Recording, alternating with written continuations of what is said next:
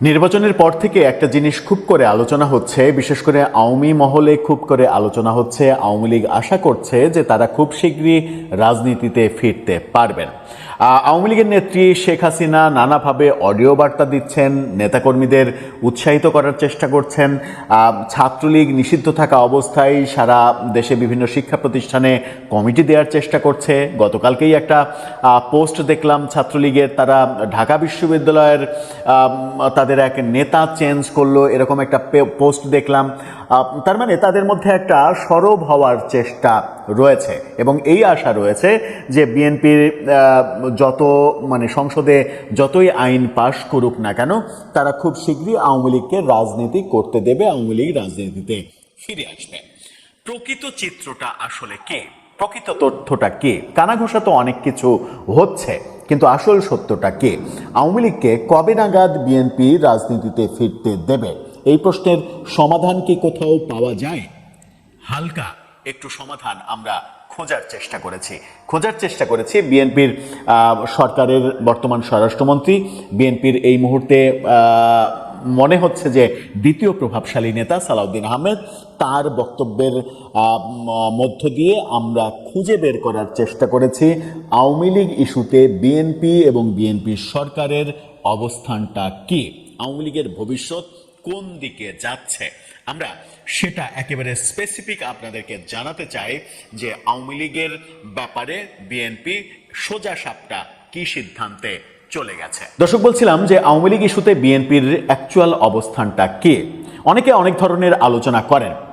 কেউ আলোচনা করেন যে বিরোধী দলে যখন জামাত, তখন সেই জামাতকে বিএনপি একা একা ট্যাকেল দিতে পারবে না, সেই কারণে বিএনপি তার নিজের স্বার্থেই আওয়ামী লীগকে রাজনীতিতে ফিরিয়ে আনবে।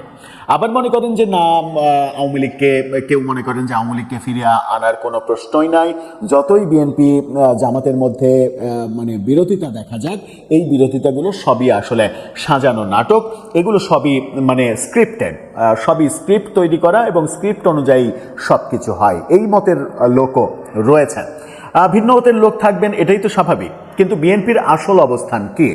সালাউদ্দিন আহমেদ চ্যানেল ওয়ানের সঙ্গে একটা সাক্ষাৎকার দিয়েছেন, তিনি সেখানে পরিষ্কার কোনো কথা বলেননি, কিন্তু রাজনৈতিক প্রজ্ঞা আছে এরকম যে কেউ তার কথাকে বিশ্লেষণ করলে বিএনপির প্রকৃত অবস্থান কি সেটা পরিষ্কার হয়ে যাবেন। তাহলে তিনি কি বোঝাতে চাইলেন?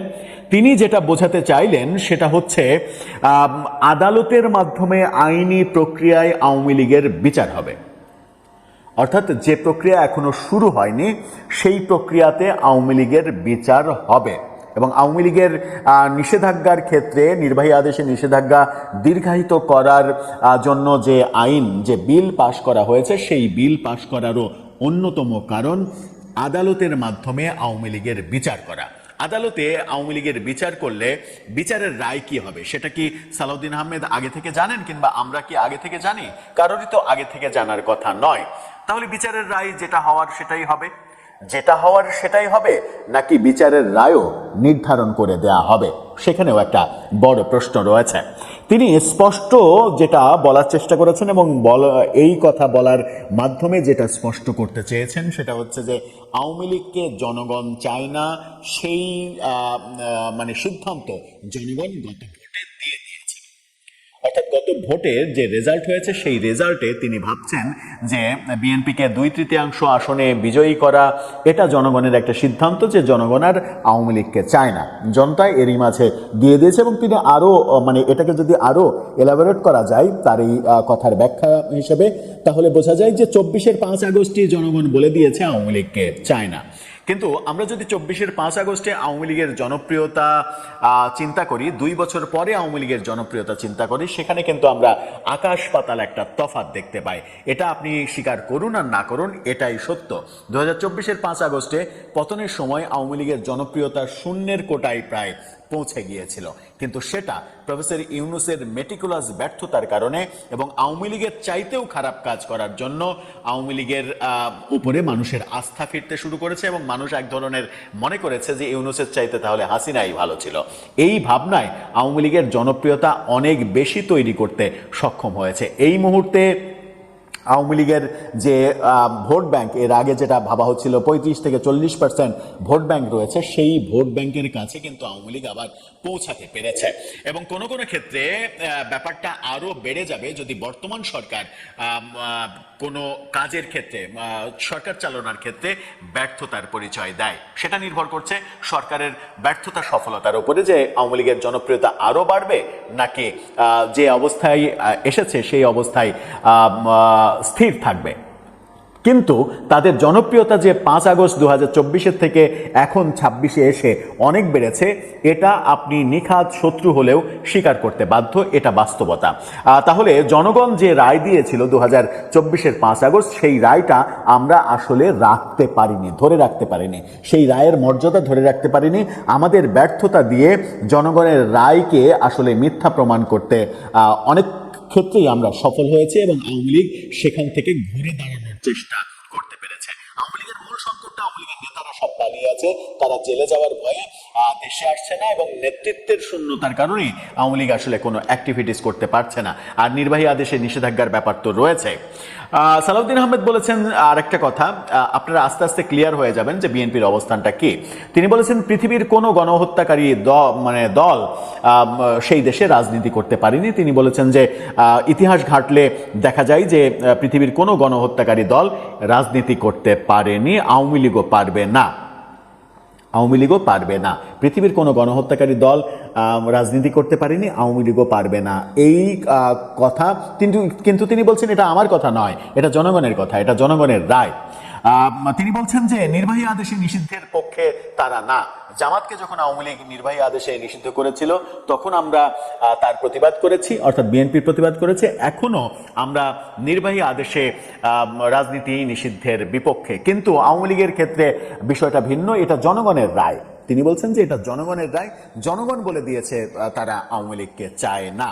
এবং তিনি বলছেন যে যেটা বলছেন সেটা হচ্ছে যে তার কথার অর্থ যেটা দাঁড়ায় সেটা হচ্ছে যে আওয়ামী লীগ এভাবেই নিষিদ্ধ থাকবে এবং পরে আদালতে বিচার করে স্থায়ীভাবে নিষিদ্ধ করে দেয়া হবে। তিনি যে আদালতে বিচারের কথা বলছেন, যে আদালতে বিচার হবে, দল হিসেবে আদালতে বিচারের প্রক্রিয়া হয়তো বিএনপি খুব তাড়াতাড়ি শুরু করবে এবং সেই বিচার প্রক্রিয়ার মাধ্যমে বিচারের রায় কি হবে সেটাও কি তাহলে বলে দেয়া হবে, মানে পূর্ব নির্ধারিত রায় বলে দেওয়া হবে, যেটা আমরা বাংলাদেশের বিভিন্ন সময় বিভিন্ন বিচারের ক্ষেত্রে অভিযোগ করতে শুনেছি যে সরকার বিচারের রায় লিখে দেয়, যে রায় লিখে দেয় সেই রায় হয়। এমনকি যে সর্বশেষ শেখ হাসিনার যে ফাঁসির আদেশ দেওয়া হলো আন্তর্জাতিক অপরাধ ট্রাইব্যুনালে, সেখানেও আওয়ামী লীগের পক্ষ থেকে অভিযোগ করা হয়েছে যে ইউনূস সরকার যমুনায় বসে থেকে রায় লিখে দিয়েছেন, ওটা শুধু আদালতে পাঠ করা হয়েছে। এই অভিযোগটা আমরা শুনেছি। শেখ হাসিনার আমলে যুদ্ধাপরাধীদের বিচারের ক্ষেত্রে ওই একই অভিযোগ করার চেষ্টা আমরা দেখেছি। সুতরাং এই ক্ষেত্রে সেই অভিযোগ থেকে সরকার মুক্ত হতে পারবে কিনা সেটা একটা গুরুত্বপূর্ণ প্রশ্ন। কিন্তু সালাউদ্দিন আহমেদের বক্তব্য বুঝে, ইনডাইরেক্ট এই কথামালা খুঁজে বুঝে এবং বিশ্লেষণ করে আমার যেটা বদ্ধমূল ধারণা হয়েছে সেটা হচ্ছে যে বিএনপি তার জায়গায় একেবারে ফাইনাল ডিসিশন নিয়েছে। আওয়ামী লীগকে তারা অন্তত তাদের এই মেয়াদে রাজনীতিতে ফেরাবে না এবং সেটা আইনিভাবেই তারা করবে, আদালতের মাধ্যমেই করবে। আদালতে আওয়ামী লীগের বিচার করে আওয়ামী লীগকে একটা সন্ত্রাসী দল হিসেবে আখ্যা দিয়ে নিষিদ্ধ করার প্রক্রিয়ার দিকেই বিএনপি যাচ্ছে। তাতে কি তাদের মঙ্গল হবে, নাকি তাতে করে দেশে বড় ধরনের অরাজকতা তৈরি হবে, সেটা সময়ই বলে দেবে। দর্শক, আপনার কাছে সেই প্রশ্ন জানিয়ে লিখতে পারেন আমাদের কমেন্ট বক্সে।